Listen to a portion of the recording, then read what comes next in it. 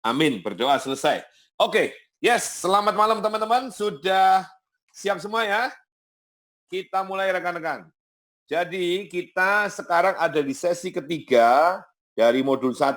Nah, ini kita nanti akan belajar lebih banyak menggunakan kalkulator finansial ya, sesuai dengan modul yang kita sudah susun. Ya, saya mengulang sedikit dari apa yang kita sudah bahas kemarin. Di sesi pertama kita mengenal ya tentang nilai waktu uang. Itu ada biaya kesempatan, kemudian efeknya di situ ada harga atas waktu, harga atas uang, dan di situ kita lihat ada compounding, ada discounting. Dan pada sesi kedua kita membahas lebih detail lagi pengaruh dari variabel-variabel utama di dalam proses compounding dan discounting. Kita mengenal ada yang namanya, halo Sidik, selamat malam ya. Kita mengenal ada yang namanya tingkat pertumbuhan dana atau compound rate, itu bisa diwakili oleh banyak hal tergantung konteks permasalahannya. Kita juga tahu bahwa compound rate dan juga jangka waktu itu adalah sumber pertumbuhan yang sifatnya eksponensial. Dan kita juga tahu yang namanya setoran atau let's say tabungan ya, itu hanyalah menyebabkan pertumbuhan tetapi tidak sampai menyebabkan pertumbuhan yang eksponensial, dia hanya linear. Dan dari sana teman-teman kita semakin memahami bagaimana nilai waktu uang itu sesungguhnya sudah kita terapkan dalam kehidupan kita sehari-hari.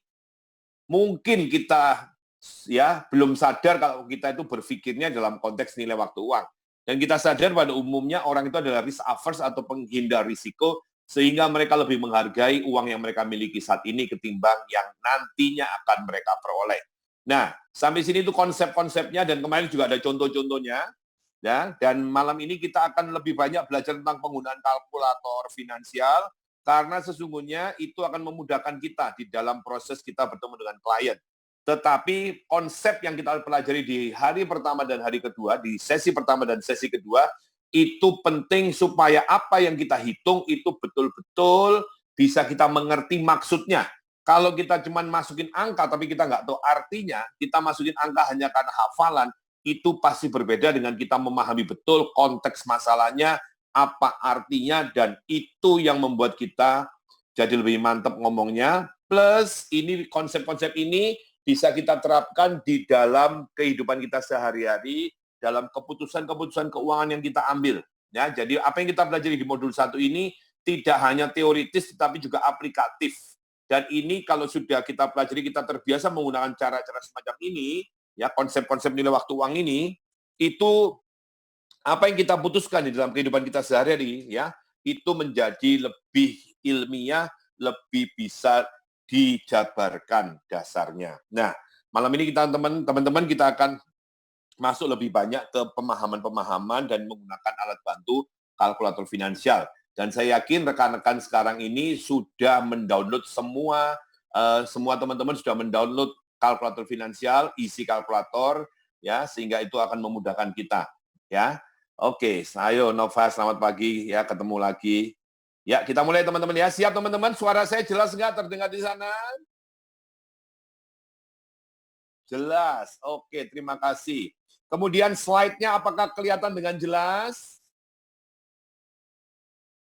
Oke, halo Cia, terima kasih ya sudah join lagi ya. Oke, yuk kita mulai ya. Jreng. Ini agenda sesi yang ketiga ya. Mahir menggunakan kalkulator finansial. Ya, ini adalah alat bantu. Sekali lagi, kalkulator finansial itu alat bantu. Jadi kalau dia alat bantu, kita yang menggunakan harus tahu alat itu. Untuk bisa tahu alat itu, kita harus punya konsep pengetahuan, ya, di mana dari situlah kita bisa mengerti ini apa maksudnya, ya. Dan kemarin di sesi 1, sesi 2, saya sudah tunjukkan rumus-rumusnya, dan dari situ pada saat rumus itu dipakai dan dihitung dengan kalkulator finansial, hasilnya sama, ya. Jadi dari pemahaman rumus ini kita bisa mengerti apa variabel yang mempengaruhi dan bagaimana pengaruhnya. Nah, ini ada 8 agenda, kita akan latihan lebih tepatnya ya, yaitu 1 variabel dalam perencanaan keuangan dan asuransi, ini akan ada pengulangan sedikit supaya untuk merefresh. Kemudian kita akan belajar tentang proses perumusan tujuan keuangan dan perencanaan asuransi, dan memahami istilah-istilah dalam kalkulator finansial, kasus-kasus present value, kasus-kasus future value, kasus setoran dana tabungan, kasus penentuan lama waktu menabung, kasus penentuan suku bunga. Ya, nah ini sedikit informasi.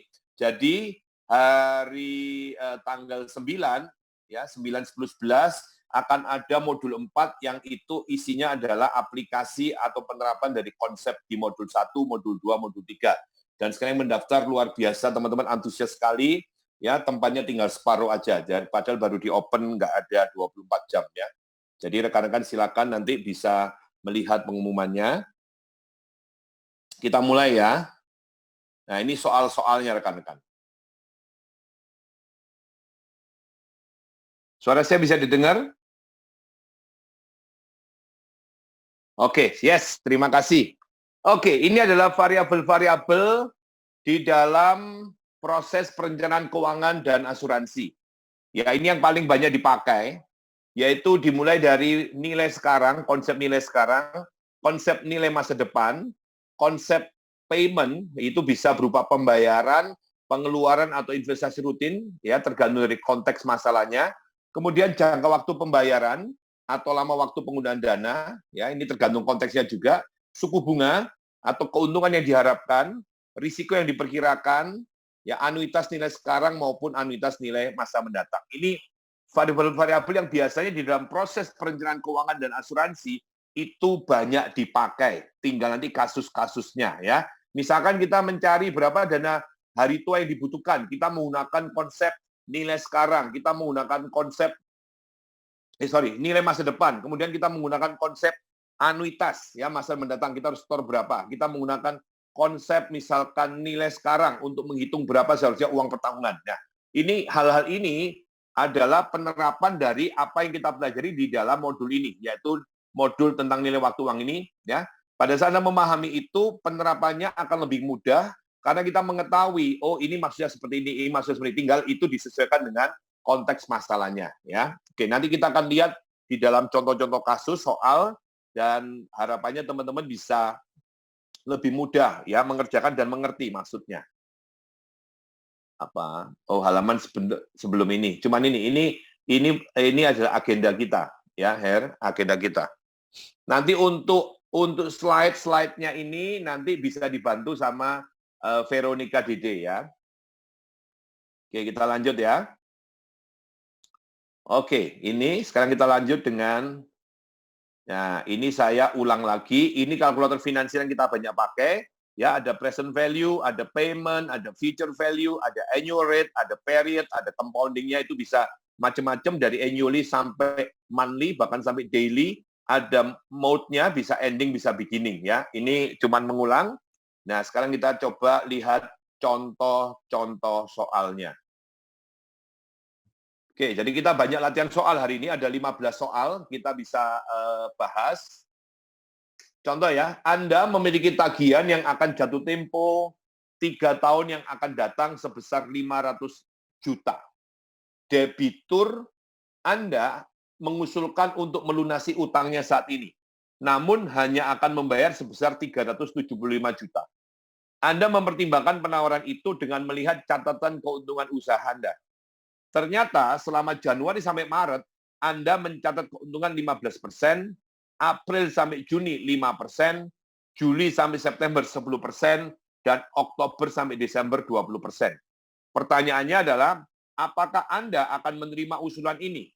Atau menunggu saja pelunasan 3 tahun yang akan datang? Yuk, silakan dikerjakan teman-teman. Yang sudah langsung bisa tuliskan dan kita nanti akan bahas bersama.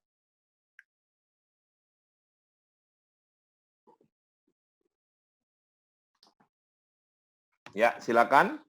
Diterima enggak itu 375-nya atau nunggu aja 3 tahun lagi? Ya. Wih, gimana? Kok bisa nerima gimana? Ayo. Ada yang muncul. Ya, mari. Sebentar ya, enggak apa-apa. Ditunggu 1 menit. Ya. Pencet-pencet.